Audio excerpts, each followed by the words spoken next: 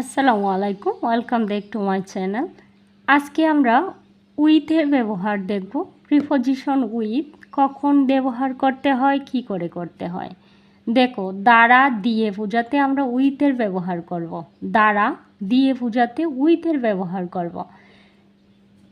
যেমন একটা উদাহরণ দিচ্ছি, সে কলম দিয়ে লিখছে। তাহলে কি দিয়ে লিখছে? সে কলম দিয়ে লিখছে। আমি তোমাদেরকে পূর্বেও বলেছি, পূর্বের ক্লাসগুলিতে বলেছি যে আমরা নাউন প্রনাউনের পূর্বে আমরা প্রিপজিশনগুলো ব্যবহার করব, ঠিক আছে? তাহলে এখানে পেনটা হচ্ছে নাউন, তাহলে সে কলম দিয়ে লিখছে। কি দিয়ে লিখছে? কলম দিয়ে লিখছে। তাহলে হি রাইট উইথ পেন। উইথের ব্যবহারটা আমাকে এইখানে করতে হবে। কি করতে হবে? পেনের আগে উইথ। সে কলম দিয়ে লিখছে, যেহেতু কলম দিয়ে আসছে, দিয়ে কথাটা আসছে, সেজন্য আমাদেরকে উইথ ব্যবহার করতে হবে। আর উইথটা কোথায় ব্যবহার করব আমরা? পেনের আগে। He write with pen. সে কলম দিয়ে লিখছে। সাথে বোঝাতে আমরা উইথের ব্যবহার করব। কোনো কিছুর সাথে, কারোর সাথে বোঝাতে আমরা কি ব্যবহার করব? উইথ। তাহলে যেমন আমি আমার মায়ের সাথে আছি।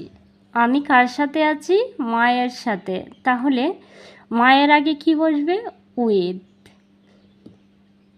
তাহলে দেখো, সাথে আছে, এইখানে কিন্তু তোমাকে সাথে বলা হয়েছে। তাহলে I am with my mother.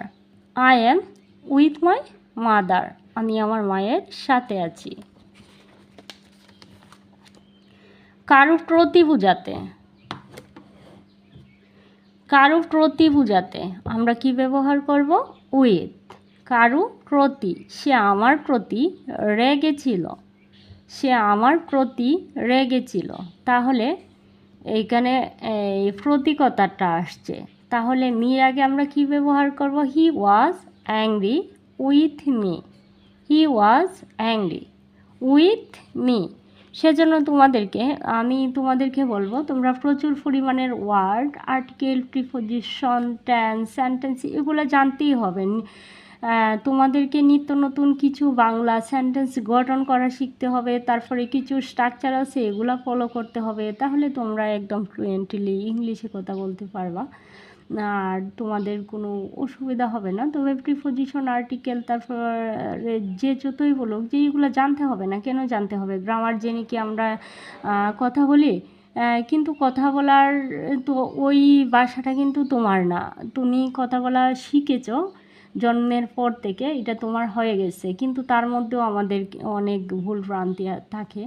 তবু আমি বলবো যে তোমাদেরকে অবশ্যই এই বিষয়গুলো সম্পর্কে অবশ্যই জানতে হবে। আর না জেনে অন্ধের মতো যদি তুমি ডিল চুরো, মুখস্থ করো তোতা ময়নার মতো, তাহলে আজকে পারছো, কালকে পারবা না। সেজন্য জানতে হবে, আমাদেরকে অবশ্যই জানতে হবে। তুমি কি আমার প্রতি রেগে আছো? দেখো, এখানেও কিন্তু প্রতীকতাটা আসছে। তাহলে এই ক্ষেত্রে আমাকে উইথ ব্যবহার করতে হবে। এই বিষয়গুলো আমাদেরকে যদি না জানি আমরা, কেউ না জানায় কিংবা আমরা না জানি, তাহলে তো মানে হলো না যে আমরা অন্ধের মতো অনুকরণ করব। এমনটাই হলো। ঠিক আছে? দেখো, তুমি কি আমার প্রতি রেগে আছো? তাহলে এখানে প্রতীকতাটা আসছে। তাহলে আমি মির আগে কি ব্যবহার করব? With. Are you angry with me? Are you angry with me?